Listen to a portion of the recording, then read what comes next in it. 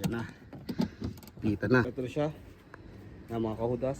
Hey yo, what's up mga kahudas? Isa na naman vlog ang gagawin natin ngayon. Magkapalit tayo ng racing seat sa Honda Civic FD natin. Ako kunin natin yung upuan dun sa Ford Focus.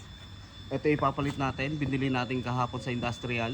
Yung Ford Focus na upuan. Racing seat na yun galing dati. Nakakabit siya dati sa Ford Mustang na pan-trip. Nung nagpalit yung may-ari, yung Qatari, ibinigay kay Kuya Dennis. Tapos ibinigay ni Kuya Dennis dun sa tropa niya. Since yung tropa niya pupunta na ng US, mag-migrate na, ipamimigay yung kotse sa tropa rin nila. Ngayon, kukunin mo natin yung racing seat para ilagay dun sa FD natin. Kaya, yun nga, ito ipapalit natin. Bumili tayo kahapon. So, tara guys. Pakita ko sa inyo. Kuha muna tayo ng tools. Yan, umulan kagabi. Ay ang itsura niya.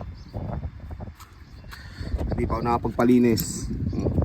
Scooter ni Bayaw, iniwanan na rito.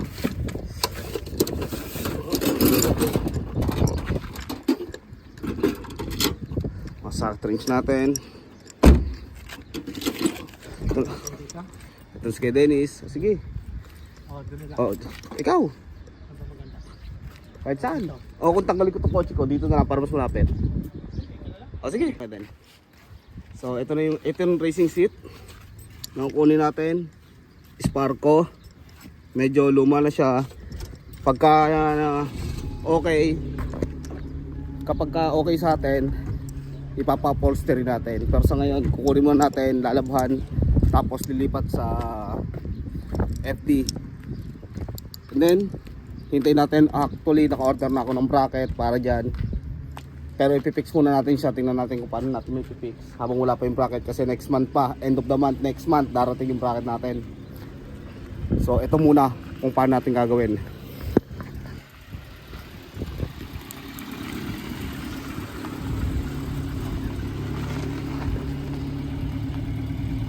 So, ito yung ano natin.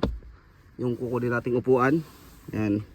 Bucket seat siya na Sparco. Yan, Sparco. So, original Sparco siya. Pan-drifting siya dati. Ngayon ito, lilipat natin sa atin. So, babaklas na tayo, my friend. Yan si kay Dennis.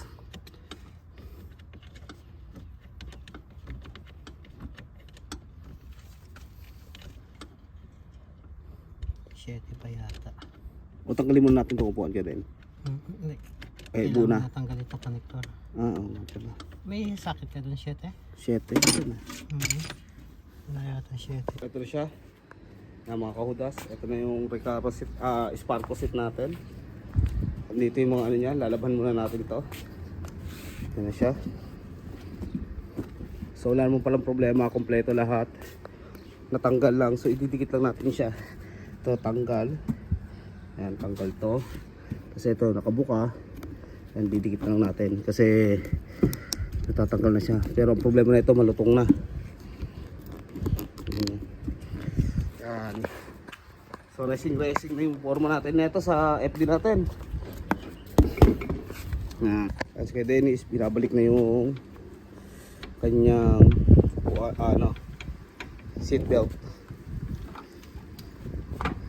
Ayan, tapos bukas na natin i-install yan. After labahan, papatuyin na natin. Yan, eto na yung kapalit. Kinakabit na ni Kuya Dennis. Ayan, parang walang nangyari. Ayan o, tapos na natin yung pagpapalit ng upuan. Sinaglit lang ni Kuya Dennis, parang walang nangyari. Isang stick lang ng sigarilyo kay Den, no? Oh, tignan nyo nangyari kagabi. Sobrang dugyot. Umulan kagabi. Kanina umaga di ko na nilinis.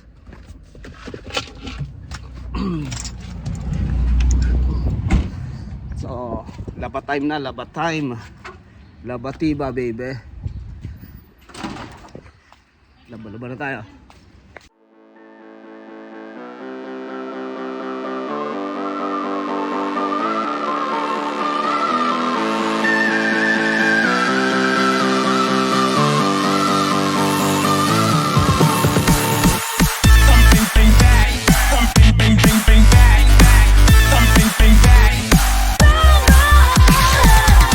what's up? Second day na.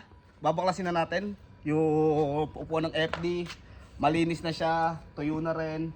So magbabaklas tayo ngayon. Then itong gagawin natin bracket temporary habang hinihintay natin yung galing Thailand na in-order natin. So baklasan na. So ito pala itong header natin, and pang type R yan. Dalawa type R na header. Nasabi ko lang.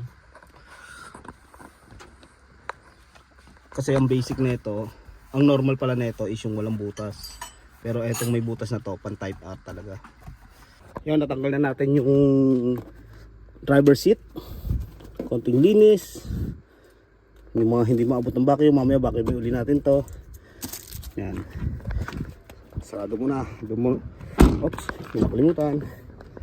Yan, focus muna tayo sa loob.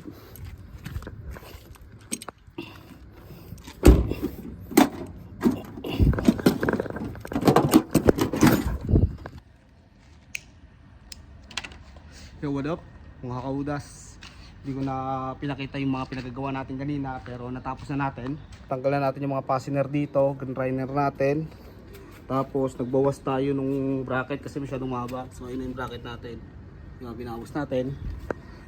Ngayon ito na yung ginawa natin bago, nagbutas na yung panibago. Yan, tapos nabili na rin tayo ng mga bolt, pininturan lang natin para hindi masyadong pangit tingnan. Iisang kulay sila, lahat nakaitim. Yan. Tapos ang sukat nito is 41. Ang sukat nito is 40 lang. So mangyayari, iwa-washer na lang natin dito ng tatlong washer dito, tatlong washer sa kabila para sumakto siya ng 41. Para pag salpak natin sa sasakyan, same size pa rin siya, hindi tayo mahihirapan na. Ipapatong na lang talaga. And then kukunin natin yung weight sensor dito mamaya para ikabit naman doon para hindi mag-ano yung ano natin, dashboard natin magpula, para lahat ng sensor nakakabit pa rin. Talagang puspusan yung pinagagawa natin kanina, sugat-sugat pa kamay natin, what to do. Papatuloy na lang tayo ngayon, tapos linisin na yung sasakyan, pagpagan muna natin ng konti, walisin ng konti, tapos mamayang hapon na lang pagka malilim na tsaka natin vacuum. So yun, mamaya lang uli. So yung what's up, kinakabit na yung ano, may ayos na natin lahat ngayon. Dumating na si Fidelis ka natin galing trabaho, kaya tinulungan niya na ako magkabit. So ayun na, kinakabit na ngayon. Kinuha natin yung side airbag, lagay na natin sa ilalim para walang red, wala tayong red light. Lahat ng sensor nakakabit pa rin. Yun nga lang, nasa ilalim na siya kasi wala namang kabitan ng sensor dito sa ano, sa upuan, sa racing seat. Ayan na, pita na.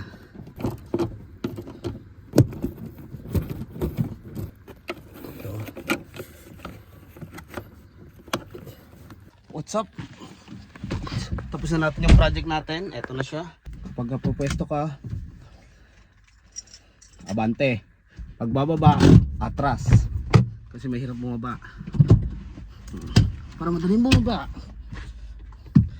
So, ayun na. Bukas na tayo maglilinis ng kotse. Kailangan pa natin magluto. Luto-luto muna tayo.